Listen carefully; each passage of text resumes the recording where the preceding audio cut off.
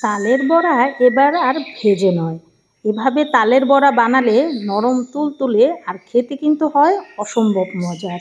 অল্প উপকরণে ঝটপট কিন্তু এই তালের বড়াটা আপনারা তৈরি করে নিতে পারেন কোনো রকম তেল ছাড়াই। আসসালামু আলাইকুম viewers, welcome to my channel Rukhsana cooking show. চলুন তাহলে দেখে নেওয়া যাক কীভাবে তেল ছাড়া এই তালের বড়াটা আমি তৈরি করে নিচ্ছি। প্রথমেই কিন্তু একটা পাত্র বসিয়ে দিয়েছি, তার মধ্যে দিয়ে দিচ্ছি হাফ কাপ সুজি। তো সুজিগুলো ভেজে নিলে কিন্তু এটার ফ্লেভারটা ভীষণ ভালো আসে, সেজন্য কিন্তু আমি হালকা করে ভেজে নিব। তো নেড়ে চেড়ে বেশ কিছু সময় এই সুজিটা আমি ভেজে নিচ্ছি। তো বেশ কিছু সময় এই সুজিটা ভেজে নেওয়ার পর তারপরে কিন্তু আমি দিয়ে দিব 1 কাপ ময়দা। তো আপনারা চাইলে কিন্তু চালের গুঁড়িটাও দিতে পারেন, তবে চালের গুঁড়োটা দিলে একটু শক্ত হবে আর ময়দাটা দিলে কিন্তু অনেকটা সফট আর খেতেও কিন্তু ভীষণ ভালো লাগবে। এই দেখুন, তো আমি নেড়ে চেড়ে ভালো মতন মিশিয়ে নিচ্ছি। তো এটাকে কিন্তু আমি বেশ কিছু সময় এভাবে একটু ভেজে নেব, যাতে এটার কাঁচা গন্ধটা চলে যায় আর সুন্দর একটা ফ্লেভার চলে আসে। তো বেশ কিছু সময় এটাকে আমি নেড়ে চেড়ে ভেজে নিয়েছি। আপনারা একটু খেয়াল করলেই বুঝতে পারবেন এটার কালারটা কিন্তু অনেকটা চেঞ্জ হয়ে গেছে। এখন আমি এটাকে একটা বাটির মধ্যে নামিয়ে নেব ঠান্ডা হওয়ার জন্য। তো একটা প্লেটের মধ্যে আমি নামিয়ে নিচ্ছি, একটু ঠান্ডা হতে থাক। এরই মধ্যে আমি সেই কড়াইটাই কিন্তু চুলাতে বসিয়ে দিচ্ছি। তো দিয়ে দিচ্ছি 1 কাপ তালের কাঠ বা তালের পিউরি। তো যেহেতু এটা আমার আগেই তৈরি করা ফ্রিজে ছিল, সেজন্য কিন্তু একটু দলাটে দেখা যাচ্ছে। আমি কিন্তু এটাকে একবারে বেশি করে নিয়ে তারপরে কিন্তু ফ্রোজেন করে রেখে দেই। যখন আমার প্রয়োজন হয় তখন কিন্তু জাস্ট আধা ঘন্টা 1 ঘন্টা আগে বের করে রাখলেই কিন্তু এটা নর্মাল টেম্পারেচারে চলে আসবে। তো এরই মধ্যে আমি দিয়ে দিচ্ছি সামান্য পরিমাণ লবণ বা স্বাদ মতো লবণ, আর দিয়ে দেবো 2টা ফেটানো এলাচ। এতে কিন্তু ফ্লেভারটা ভীষণ ভালো আসবে। তো নেড়ে চেড়ে ভালো মতন কিন্তু মিশিয়ে নিচ্ছি।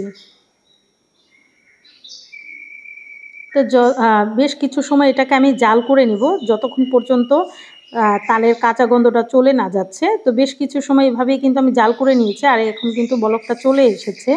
তো এর মধ্যে কিন্তু আমি কোনো রকম পানি ব্যবহার করিনি, ফ্রেশ যেই পিউরিটা আছে সেটাই কিন্তু আমি দিয়েছি। আর এই তালটা নেওয়ার সময়ও কিন্তু আমি কোনো রকম পানি দিয়ে এই তালটা নেওয়া হয়নি।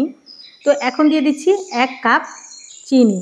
তো চিনিটা আমি এটাই পারফেক্ট মনে করি। তারপরেও যদি আপনাদের কম দিতে মন চায় তাহলে কিন্তু আপনারা কম করে দিতে পারেন। তবে এই বড়াটা কিন্তু একটু মিষ্টি হলেই ভালো লাগে, সেজন্য কিন্তু 1 কাপের মতন দিয়ে দিলাম। তো আপনারা কম বেশি করে কিন্তু দিয়ে নিতে পারেন।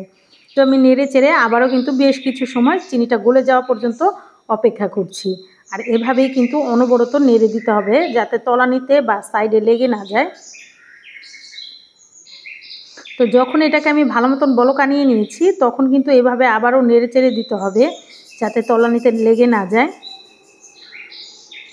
তো বেশ কিছু সময় এটাকে আমি জাল করে নেব, এতে চিনিটাও গলে যাবে আর তালটাও কিন্তু ভালো মতন ফুটে উঠবে।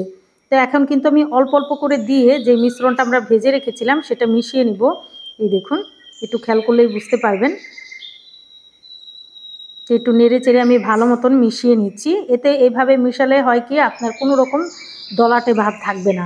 অল্প অল্প করে দিবেন আর ভালো মতন মিশিয়ে নেবেন। তো আমি একবারেই কিন্তু এখন সবগুলো দিয়ে দিচ্ছি আর এখন ভালো মতন মিশিয়ে নিচ্ছি। এই দেখুন, তো বেশ কিছু সময় এভাবেই কিন্তু আমি ভালো মতন মিশিয়ে নিব। একটা ডোয়ের মতন তৈরি করে নেব। রুটি পরোটা করার সময় যে ডোটা তৈরি করা হয়, আমরা তার চেয়ে একটু শক্ত টাইপের ডো তৈরি করে নেব। তো এখন দিয়ে দিচ্ছি হাফ কাপ নারকেল কোড়া। এই নারকেল কোড়াটা দিলে কিন্তু খেতে ভীষণ ভালো লাগে, সেজন্যই কিন্তু নারকেল কোড়াটা আমি দিয়ে এখন আবারও নেড়ে চেড়ে ভালো মতন মিশিয়ে নিচ্ছি। একটু সময় নিয়ে কাজটা করে নেবেন। এখন কিন্তু অনেকটা আঠালো টাইপের হয়ে গেছে, তো আপনারা একটু কিন্তু এটা সময় নিয়ে করে নেবেন। তো আমার বেশ কিছু সময় এভাবে আমি মিশিয়ে নিচ্ছি আর একটা ডোয়ের মতন কিন্তু আমার তৈরি হয়ে গেছে। এই দেখুন, তো আমি আপনাদের দেখিয়ে দিচ্ছি ডোটা কতটা পারফেক্ট হয়েছে। এই দেখুন, সামান্য পরিমাণ ডো নিয়ে যখন দেখবেন এমন গোলাকৃতির হয়ে গেছে তখন বুঝবেন আপনাদের ডোটা একদম পারফেক্টলি হয়ে গেছে। তো একটা প্লেটের মধ্যে আমি ঠান্ডা হওয়ার জন্য একটু নামিয়ে নিচ্ছি। একটা চামিচ দিয়ে এটাকে একটু ছড়িয়ে দিচ্ছি।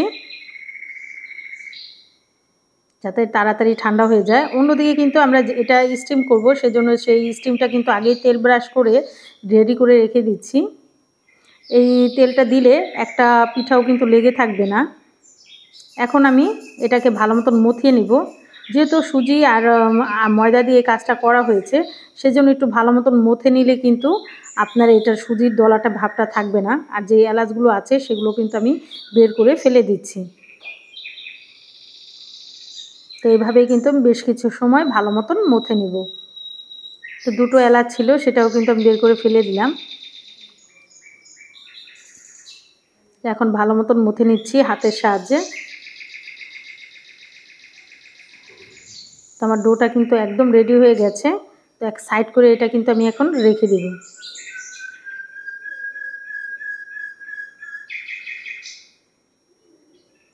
হাতটা ক্লিন করে তারপরে আমি কিছুটা পরিমাণ ঘি, আপনারা চাইলে কিন্তু তেলও নিতে পারেন, কোনো সমস্যা নেই। তো আমি সামান্য পরিমাণ ডো নিয়ে নিচ্ছি। তো আপনারা যতটা বড় ছোট করে এটা তৈরি করবেন সেই অনুযায়ী কিন্তু নিয়ে নেবেন। এই দেখুন, দুই হাতের মাঝখানে দিয়ে তারপরে কিন্তু এটাকে আমি গোলাকৃতির করে নিচ্ছি। এই দেখুন, তো আমার একটা কিন্তু তৈরি হয়ে গেছে।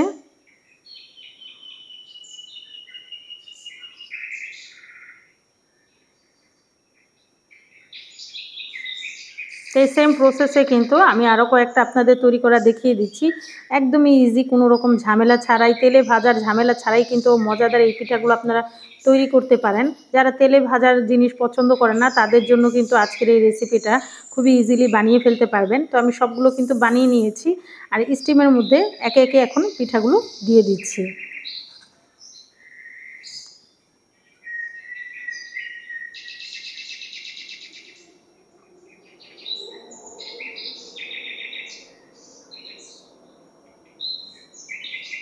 আমি একে একে সবগুলো পিঠাই দিয়ে দেবো।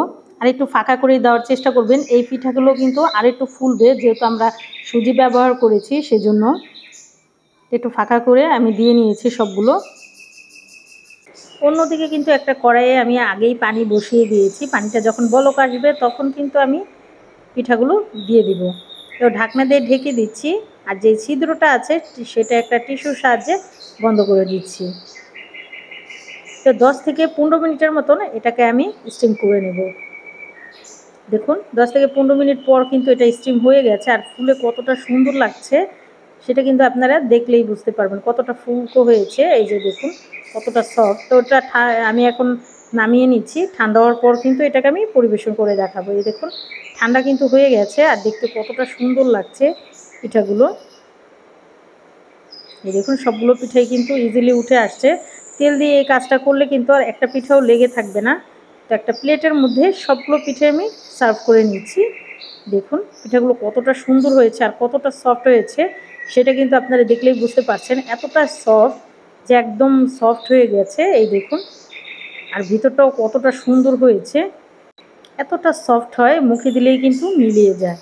তো রেসিপিটা আপনাদের কাছে কেমন লাগলো অবশ্যই আমাকে কমেন্টের মাধ্যমে জানাবেন।